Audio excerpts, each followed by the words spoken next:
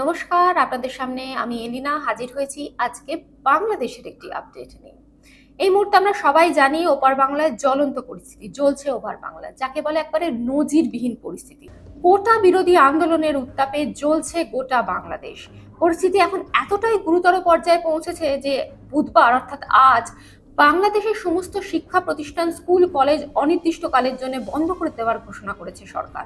এমনকি বৃহস্পতিবার higher secondary সমতুল যে সার্টিফিকেট পরীক্ষা হওয়ার কথা ছিল সেই পরীক্ষাও আপাতত স্থগিত করে দেওয়া হয়েছে। সেই পরীক্ষা কবে হবে সেই নিয়ে কোনো তারিখ এখনো জানাতে পারছে না শিক্ষা দপ্তর। কারণ তারা বলছে এই মুহূর্তে বাংলাদেশের যে পরিস্থিতি, সেই পরিস্থিতিতে ছাত্রছাত্রীদের নিরাপত্তার কথা ভেবেই তারা অনির্দিষ্টকালের জন্য শিক্ষা প্রতিষ্ঠানগুলি বন্ধ করার সিদ্ধান্ত নিয়েছে। সেখানে পরীক্ষাও স্থগিত রাখার সিদ্ধান্ত এই একই কারণে নেওয়া। মনে করা হচ্ছে যতক্ষণ না পরিস্থিতি শান্ত হচ্ছে ততক্ষণ পর্যন্ত এই পরীক্ষা নেওয়ার জন্য নতুন কোনো তারিখ হয়তো ঘোষণা করবে না শিক্ষা দপ্তর।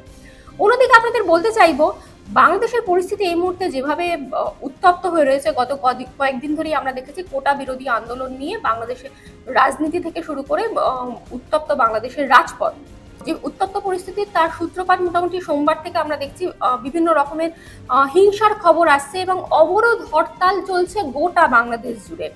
ভারত বাংলাদেশের মধ্যে যে মৈত্রী এক্সপ্রেস যাতায়াত করে সেটিও গতকাল এই অবরোধ হরতালের মতো আটকে পড়েছিল। 6 ঘন্টারও বেশি সময় মৈত্রী এক্সপ্রেসকে আটকে রাখা হয়। শুধু তাই নয়, বাংলাদেশের বিভিন্ন জেলায়, কোনো একটি জায়গা নয়, শুধুমাত্র ঢাকা নয়, বাংলাদেশের বিভিন্ন জেলায় এই আন্দোলনের জন্য বেশ হিংসাত্মক পরিস্থিতি দেখা গেছে। আপনাদের বলতে চাইবো, নানা জায়গায় যেভাবে এই আন্দোলন চলছে, সেই আন্দোলনের কারণে ইতিমধ্যে 6 জনের মৃত্যুর খবর মিলেছে। সেই 6 জনের মধ্যে 3 জন চট্টগ্রামে, 2 জন ঢাকা এবং 1 জনের মৃত্যু হয়েছে রংপুরে। আর এই আন্দোলনের যে হিংসাত্মক পরিস্থিতি আমরা গত কয়েকদিন ধরে দেখে আসছি, গত 3 দিন ধরে যে দেখে আসছি, সেই 3 দিনের মধ্যে আমরা দেখেছি তার মধ্যে যা হয়েছে, মৃত্যু তো হয়েছে, 6 জনের প্রাণ গিয়েছে, আহতের সংখ্যা 250-রও বেশি।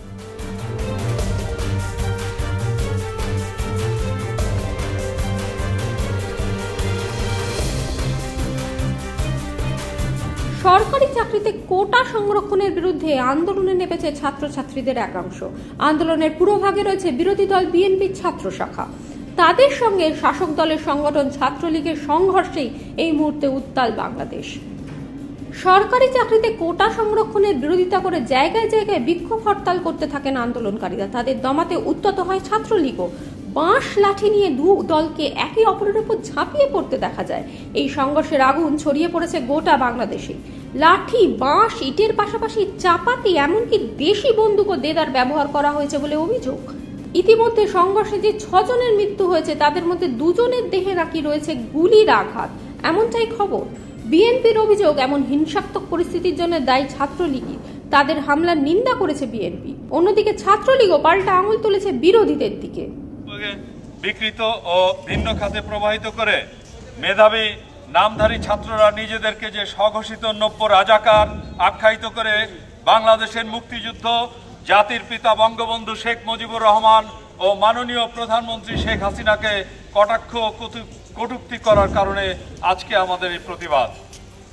কোটা বিরোধীরা নামধারী দেশ ও সরকারকে নিয়ে যে ষড়যন্ত্র, মাননীয় প্রধানমন্ত্রীর বক্তব্যকে বিকৃত ও ভিন্ন খাতে প্রবাহিত করে মেধাবী নামধারী ছাত্ররা নিজেদেরকে স্বঘোষিত নব্য রাজাকার আখ্যায়িত করে বাংলাদেশের মুক্তিযুদ্ধ, জাতির পিতা বঙ্গবন্ধু শেখ মুজিবুর রহমান ও মাননীয় প্রধানমন্ত্রী শেখ হাসিনাকে কটাক্ষ ও কটূক্তিকরণের প্রতিবাদ জানিয়েছে বাংলাদেশের মুক্তিযোদ্ধা সন্তান সংসদের কেন্দ্রীয় চেয়ারম্যান মোহাম্মদ সোলেমান মিয়া ও মহাসচিব মোহাম্মদ শফিকুর রহমান বাবু।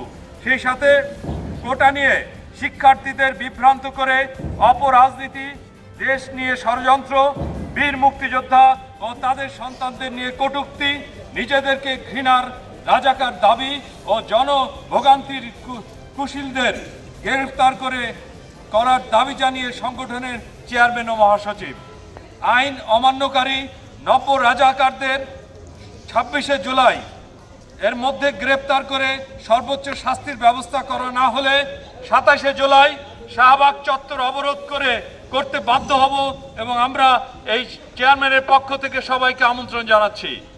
ধন্যবাদ সবাইকে। জয় বাংলা।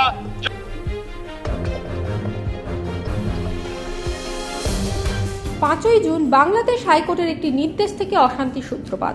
ওই নির্দেশ অনুযায়ী সরকারি চাকরিতে পুরনো সংরক্ষণ ব্যবস্থা ফিরিয়ে আনার কথা বলা হয়। এর প্রতিবাদেই রাস্তায় নামে পড়ুয়াদের একাংশ। সুপ্রিম কোর্ট হস্তক্ষেপ করে সংরক্ষণ ব্যবস্থায় স্থগিতাদেশ জারি করলেও আন্দোলনকারীরা ছিলেন অনড়। এরপর রবিবার প্রধানমন্ত্রী হাসিনার সাংবাদিক বৈঠক আন্দোলনের মাত্রা বাড়িয়ে দেওয়ায় অনুঘটকের কাজ করেছিল। তিনি বলেন, মুক্তিযোদ্ধাদের নাতিপুতিরা কোটার সুবিধা পাবে না তো কে পাবে? রাজাকারের নাতিপুতিরা পাবে। এই মন্তব্যের পরই চরম রূপ গ্রহণ করে আন্দোলন। মধ্যরাত থেকেই ফের বিক্ষোভে নামে কোটা বিরোধী ছাত্রছাত্রীরা। তাদের থামাতে পাল্টা ময়দানে নামে ছাত্রলীগ।